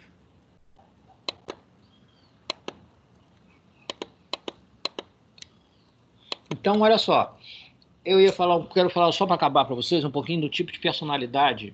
A gente vai ter uma aula, a próxima aula vai ser alcoolismo e depois transtornos da personalidade. A personalidade mais encontrada entre os dependentes químicos são as personalidades passivo-dependentes e as borderlines. Tá? A gente vai ver, eu vou ter até no próximo semestre que vem, eu vou inverter essa ordem, eu vou primeiro falar de transtorno de personalidade. O passivo-dependente é uma pessoa que tem uma tendência a ser muito influenciável e depender de outros. Então, ele pode ser sujeito, pela sua insegurança, a cair na questão da dependência de uso de drogas e induzido a isso também. Tá? E o borderline são personalidades, em geral, muito impulsivas, muito imaturas. Então, você encontra pessoas, por exemplo, com 30 anos de idade, cujo comportamento parece um adolescente de 15, de desafio, de malcriação, e de fazer o errado por fazer, entendeu? Então, são pessoas imaturas, não conseguem tolerar um nível de frustração deles, é muito pequena a tolerância à frustração, eles se frustram com facilidade, não toleram não, então entram no nível de ansiedade, irritabilidade, até raiva e humor depressivo, que aí a saída para eles é o uso de droga, é a anestesia, né? Então, as principais são personalidade passivo-dependente e a personalidade borderline. São as pessoas que vão mais usar esse tipo de droga, que vão se ligar mais e fazer a dependência. Então é isso, gente. Acabou. Quantas perguntas vocês têm aí para fazer? 40, 30, 20? Está caindo já a participação na sala, muita gente já se mandou. Alguém quer fazer pergunta? Manda brasa. Gustavo, eu tenho uma pergunta da atividade que a gente mandou. Tá. Porque eu ia perguntar no começo, mas meu áudio deu problema, eu não consegui perguntar. Peraí que eu vou abrir aqui para te perguntar. É uma questão específica? É porque eu coloquei na questão do indicação de anticonvulsionante para o transtorno bipolar, eu coloquei na minha resposta que é para prevenir o quadro maníaco e a hiperatividade psicomotora. Aí você me deu meio certo e colocou assim, reguladores do humor. Mas isso não quer dizer a mesma coisa, não? São coisas diferentes? Não, veja só. Lembra que eu falei que há controvérsias, que eu falei para vocês que tem uma linha psiquiátrica que já usa o regulador humor, o paciente entrou em quadro maníaco, vai começar a tratar, vai tomar um antipsicótico e o regulador do humor. Outra linha psiquiátrica acha que não faz sentido dar o regulador do humor no início, porque eles não têm poder sedativo. Entendeu? Se eu pegar um paciente maníaco e dar para tratar a mania, estou falando do quadro psicótico, sedação eu tenho com qualquer coisa, até com chá de alface. Eu posso conseguir um nível de sedação maior ou menor, dependendo da substância e da dose que eu dou. Agora, para eu tratar o quadro maníaco, que é um quadro psicótico, não adianta eu dar um estabilizador do humor, carbolítio ou a carbamazepina. Eu consigo usar a carbamazepina, por exemplo, o carbolítio nem sedação não dá. Para você fazer sedação, você tem que intoxicar o cara. Mas se eu for tratar, se eu usar uma carbamazepina, eu consigo ter um paciente, principalmente quem não está acostumado, vai ter um nível de sedação. Então, ele pode ser usado no início, no quadro agudo, como auxiliar da sedação, mas não como para tratar a causa, tratar a psicose, tá? Por isso é que eu não dei absolutamente certo, porque a resposta adequada, a resposta correta seria apenas visando a estabilização do humor para a prevenção do quadro.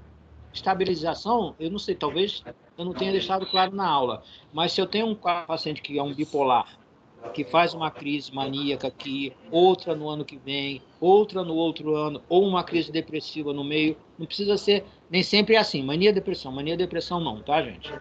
Quando eu falo estabilizador, eu tento fazer com que esse paciente passe alguns anos sem ter crise, ou seja, ele se estabilize. Então, não é para tratar o quadro agudo, tá? Entendi. A minha resposta foi como se fosse só o quadro agudo. Pois é. Entendi. E outra coisa, na minha 8, eu fiz um caso clínico como se a psicose reativa da paciente fosse causada, ela começou a ter psicose depois da morte da tia.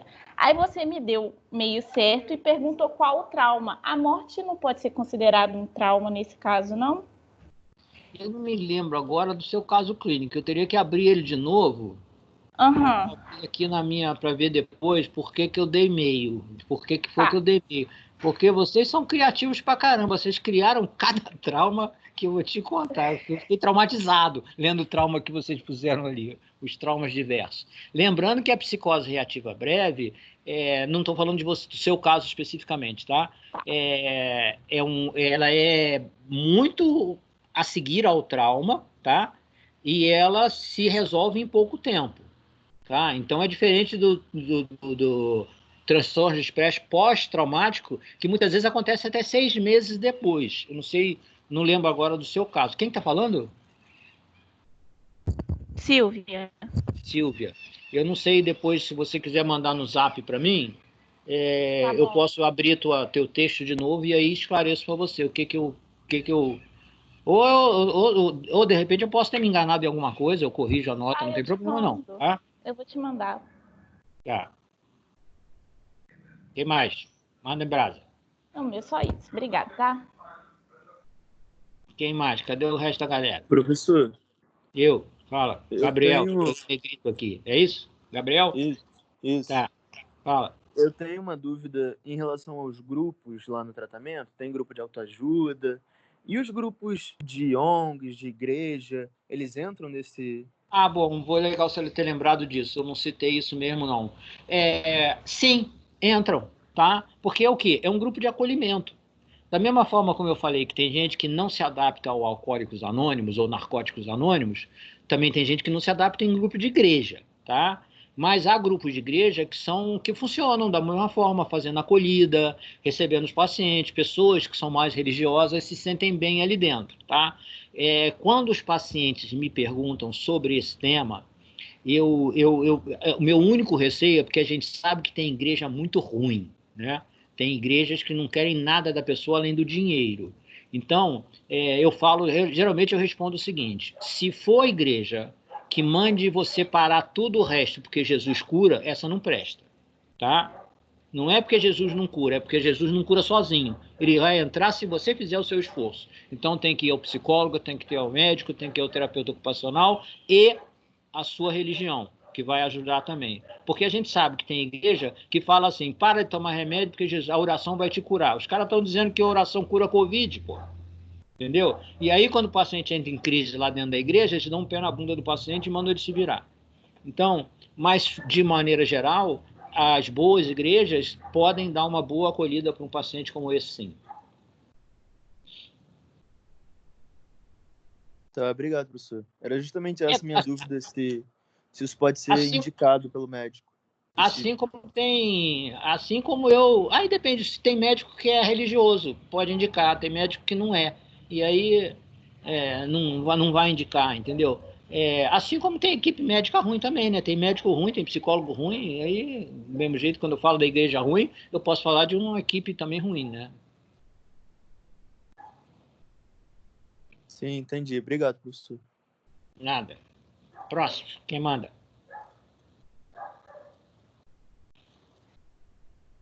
Nada? Mais ninguém? Então tá bom, gente. Obrigado, tá? Professor. Oi. Te lembrar de parar a gravação. É isso que eu vou fazer agora.